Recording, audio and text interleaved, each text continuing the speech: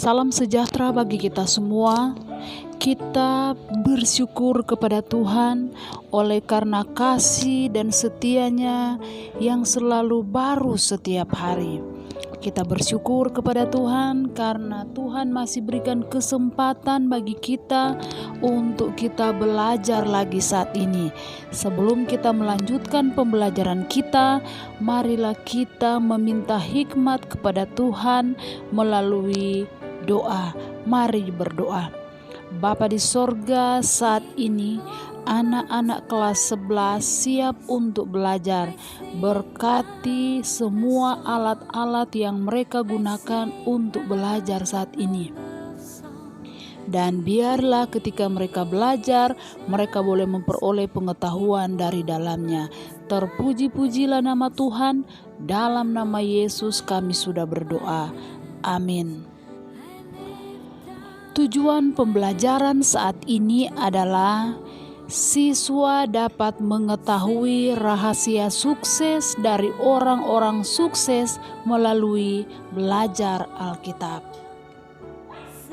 Beberapa tahun yang lalu, Andrew Carnegie memberikan tugas kepada Napoleon Hill, satu tugas, yaitu untuk meneliti rahasia sukses dari para milioner yang telah berhasil dalam berbagai bidang usaha.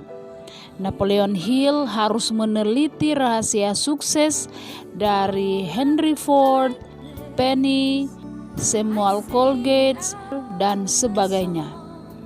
Untuk meneliti rahasia milioner tersebut, Napoleon Hill telah mempekerjakan 40 orang untuk 22 tahun. Apakah hasil penelitian pada akhir 22 tahun tersebut? Ternyata kesimpulannya sangat singkat, yaitu mengikuti Alkitab. Kita simak lebih dahulu apa yang dikatakan oleh orang-orang besar dunia atau orang-orang sukses tentang Alkitab. Woodrow Wilson, dia mengatakan, orang yang telah membuang pengetahuan Alkitab adalah orang yang membuang sesuatu yang terbaik dari dunia ini.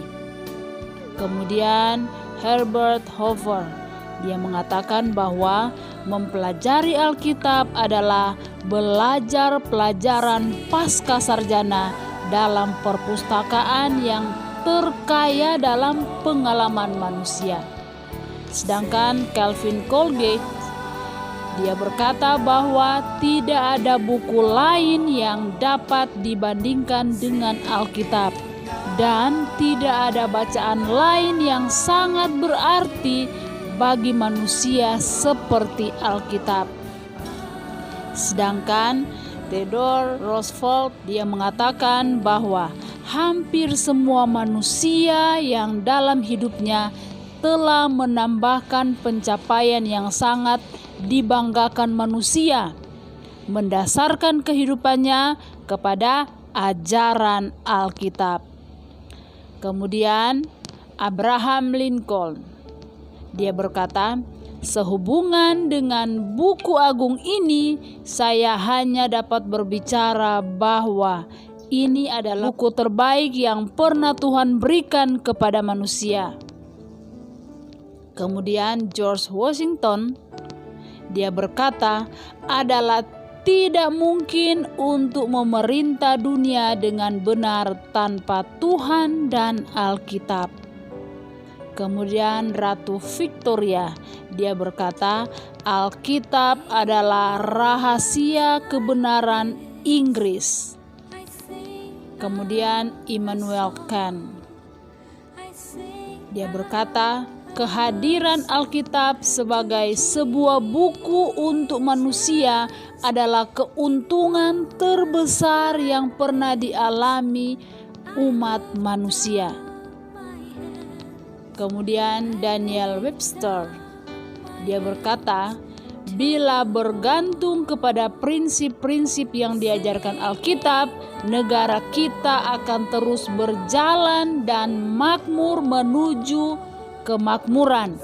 Namun, Bila kita dan keturunan kita melalaikan ajaran dan wewenangnya, seseorang akan mengatakan bagaimana malapetaka yang mendadak bisa menimpa kita dan menguburkan kemuliaan kita dalam kegelapan yang kelam. Kemudian Cordell Hull, dia berkata, kemanusiaan sekarang ini sangat membutuhkan kelahiran kembali kerohanian, satu revitalitas keagamaan. Tidak ada satu jalan yang pasti untuk mencapai tujuan yang agung ini yang terpisah dari memperhatikan ajaran-ajaran Alkitab. Kemudian John Wesley berkata, aku ingin mengetahui sesuatu perkara, jalan ke surga. Tuhan sendiri telah merendahkan diri untuk mengajarkan jalan tersebut. Ia telah menuliskannya dalam sebuah buku. Oh, berikan kepadaku buku tersebut. Dengan harga apapun, berikan kepadaku buku Tuhan. Kemudian Thomas Jefferson, dia berkata, aku telah senantiasa mengatakannya dan aku akan senantiasa mengatakannya bahwa membaca serta mempelajari kitab suci dengan teliti akan membuat kita menjadi warga negara serta bapa-bapa dan suami yang terbaik. Kemudian Benjamin Franklin, dia berkata, orang muda, nasihatku kepadamu ialah agar engkau memupuk pengenalan dan kepercayaan yang mendalam kepada kitab suci. Dan itu juga orang muda berlaku bagi adik-adik yang berada di kelas 11.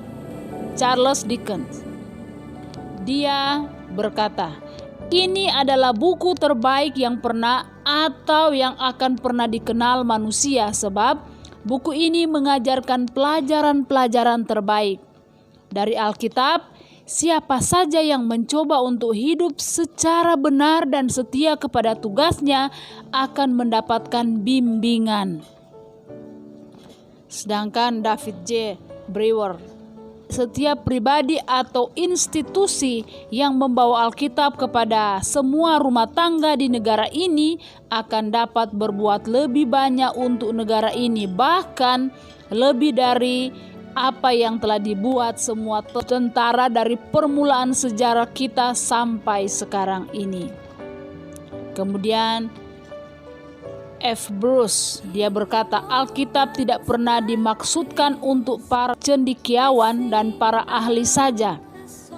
Sejak permulaan telah diperuntukkan bagi semua orang, dan maksud tersebut akan tetap demikian. Kemudian Woodrow Wilson, dia berkata, buku ini adalah sumber yang agung dari wahyu. Wahyu adalah arti kehidupan, sifat Allah, sifat kerohanian dan kebutuhan manusia. Ini adalah sebuah buku yang mengatakan kepada setiap manusia dirinya sendiri sebagai makhluk moral yang berbeda, bertanggung jawab kepada sesama, bahkan kepada orang yang telah memberikan sekalipun wewenang kepadanya.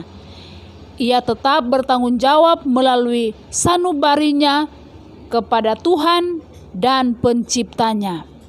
Kapan saja seorang melihat penglihatan ini, ia sendiri sebagai seorang yang bebas dalam segala sesuatu apapun.